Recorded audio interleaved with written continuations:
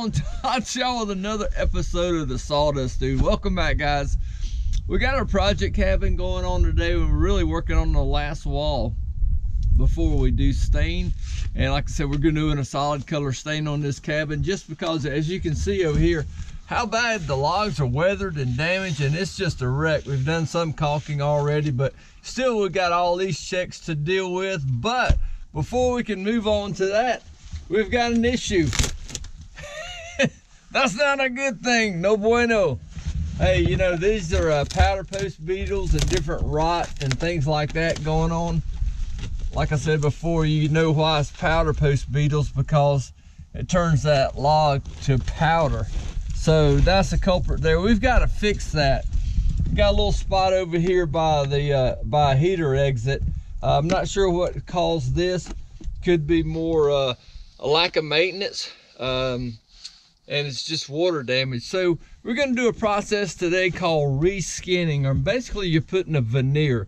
So I've got some logs left over from this project years and years ago, and so we're just going to show you how to do that. A lot of people want to know, you know, how far back you go till you go in. Well, basically what I really want to do is get the radius of the log, and I'll show you on another piece here real shortly. But I want to go back in probably about 2-3 inches.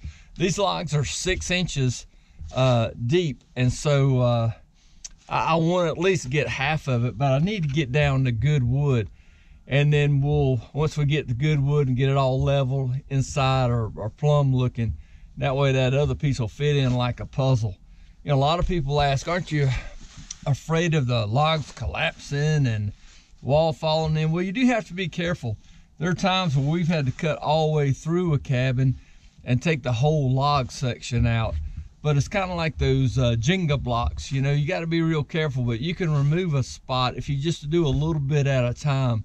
4 or 5 foot, you know, something about like that, and section it out that way. But from here, we're just going to do a veneer, and I'll show you the process that we go through next to get all this old stuff out. All right, so I'm going to show you how to reskin a log, and basically just going to do this small one and give you an idea. And we'll show you some finished products towards the end of much larger scales, 4 and 5 foot long. But you know, basically you're just going to come over and you can listen, and I know it gets solid about right there. And so we're just going to take our speedy square and scribe a line. Try to get a pretty straight line if we can. Then we'll take our reciprocating saw or sawzall and just come in from here.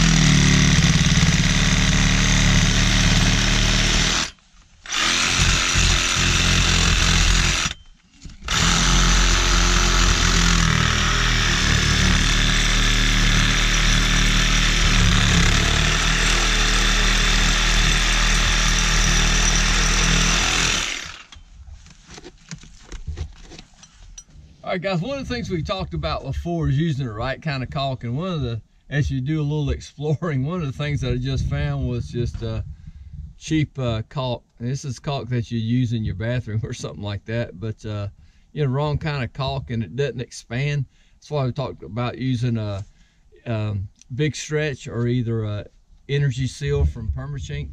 Having the right kind of caulk will kind of save you from stuff like this in areas like this where this caulk was found underneath this window, and so allowed water to get in there, and now you got a problem. Okay, so let's talk about the tools we need, because I just need to get back, and really this is a mechanic's tool, but hey, it works for this too. What I'd really like to find is somehow put that on that. That would be awesome. You need a good sharp chisel. And so we can just dig all this out, chisel this out, and get it down to, somebody just sent me a text. Did you send me a text?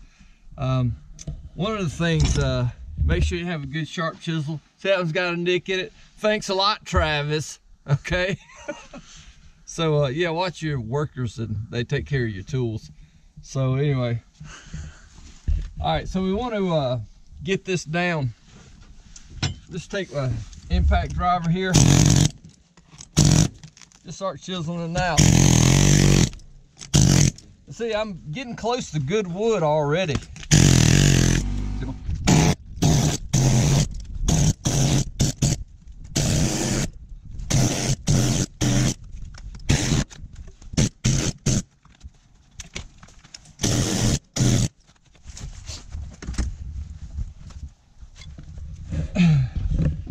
Ooh. All right, so I got this kind of cleaned up good enough. I'm down to solid wood. One of the things that you can do is add borate in here, which is a chemical that will help stop wood-borne insects. It'll help stop rot and things like that. So you can treat that. A lot of times I will put epoxy in here, but this is really good wood.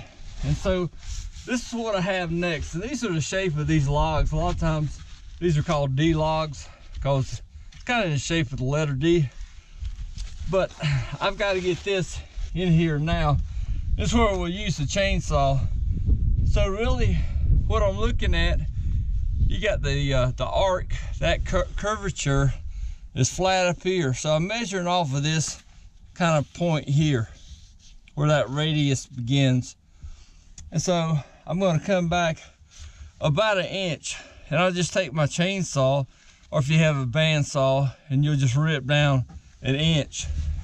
And whenever you're using a lumber or logs like this, you always want to check out, this is a scrap piece. It's got a pin or a spike that they've driven through there. That'll wreck your chainsaw, that'll wreck your saw blade, maybe even possibly injure you. So I'll be safe to kind of come down here, but I also want to look, so from in here, and kind of make my cut right here on my log. And see, that would be in there, so I'm just going to use that long point since I just need this little piece. And we'll just take our chainsaw and kind of come down this way and just make a straight cut. All right, let's fire up that chainsaw. A little tip for you, especially if you got to do little small pieces like this and you're wheeling a big chainsaw around, man, this thing will jump and spin all around. So I know I'm gonna make my cut basically just kind of down this way like this. It's kind of how my line's gonna go. So what I'm gonna do, I'm just gonna take some decking screws and run up through the bottom of a scrap piece of board. And that way my piece stays secure. And so I just need this length, and I got to maneuver around this metal pin that's in this log. One of the tips too you can also use, and I'll have a picture up for you right now, it's a little handheld metal detector where you can find old nails and screws and things like that before you wreck your planer or chainsaw. But from here, I'm just going to take this board and right along this edge, run in some decking screws.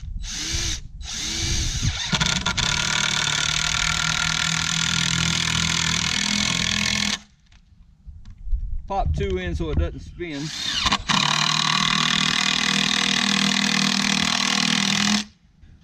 That way when I make my cut, the screws are out here, and that way I make my cut. And then I'm gonna save this part and make a little veneer piece, and it will pop right into that cabin.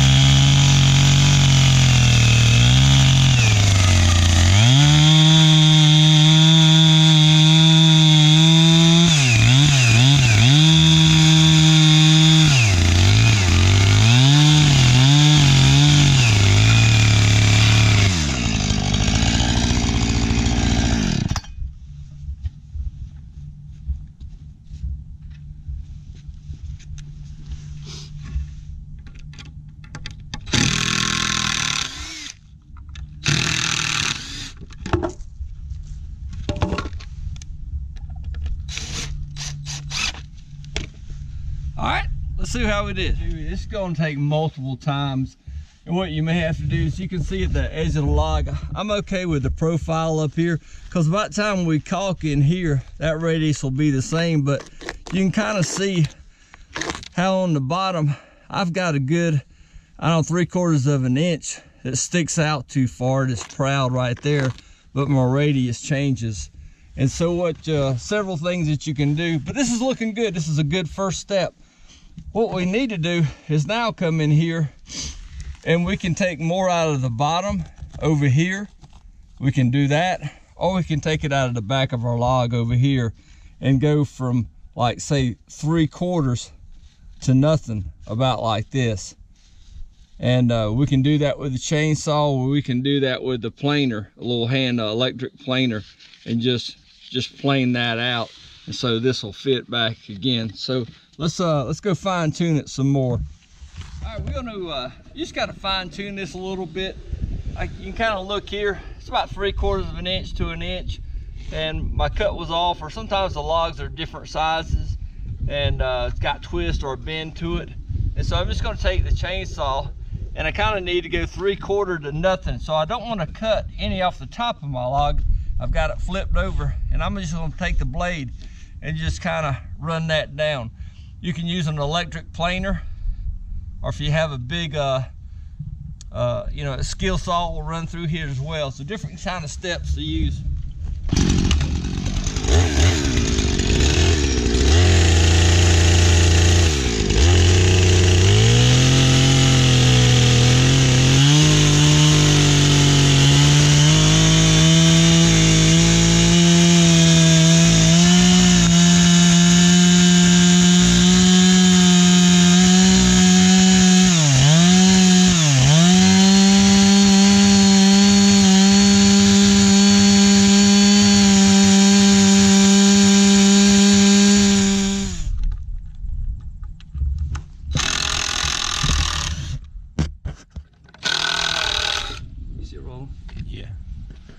One thing that you want to do is just take your time, cut a little bit off at a time, you know, because I don't want to ruin this piece. So I just need to do it in little steps. So just take a little bit off, and you know, even if I got to come back 2 or 3 times, that's okay. I want to get it right. So it's got to look good. You know what I'm saying? What do you think about that? That was pretty close. We've got it back down to about a good full 1/8 of an inch. On the butt joint here, you know, good things. Excuse me, little sawdust, dude, sawdust. One of the good things about this is log cabins, you know, I can just put some caulk in there, and they're rustic, so you know, it's not like you're building a piece of furniture, but you want it to look good.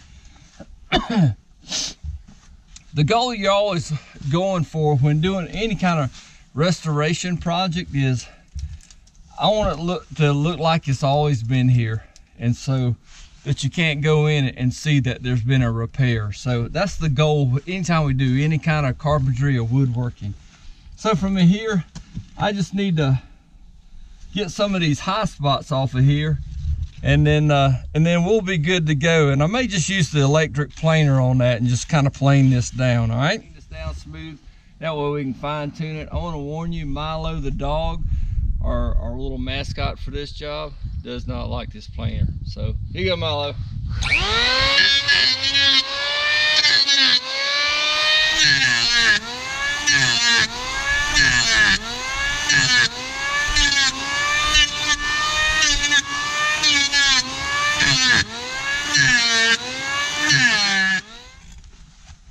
Well, what do you think about that? Looks pretty good. So by the time we caulk that in there, and I may put a little spacer, I can put a wedge in there and get all that looking good. And then hey, the next step's just real simple, is getting this out.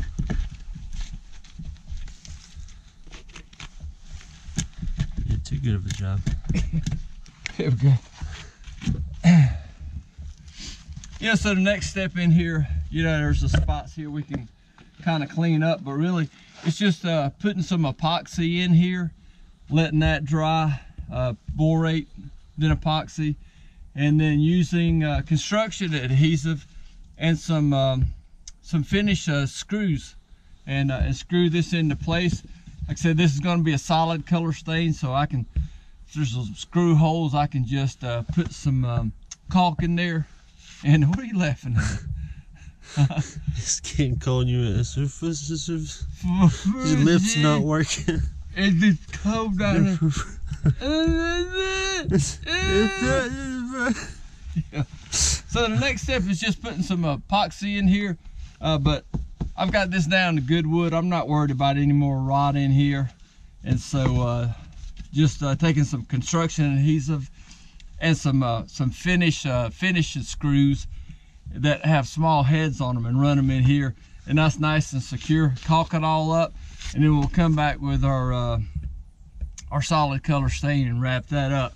Hey, so this is the process. Basically, this is the end. You know, like I showed you a second ago, just pop it in and put down epoxy, some construction adhesive, and then finish screw it in. And finish screws have a real small head on them, and so it doesn't show up as much. On this project, it's going to be solid stain, so you can hide a lot there. And these are some logs I did last year. Notice how I did the butt joints. I kind of staggered them. The only time you want joints like that is when you're doing a door or a window. Never should there be joints going all the way down a log. Nothing says like a cheap repair job than seeing butt joints like that. So make sure you stagger them at least, 10 to 12 to 16 inches. So from here, they just pop it in and screw it, recalk it, and it's ready for some stain. Hey, thanks for watching this episode of the Sawdust Dude. I hope it helped out a lot when you're doing your reskinning project on log cabins. I'll see you real soon. Okay.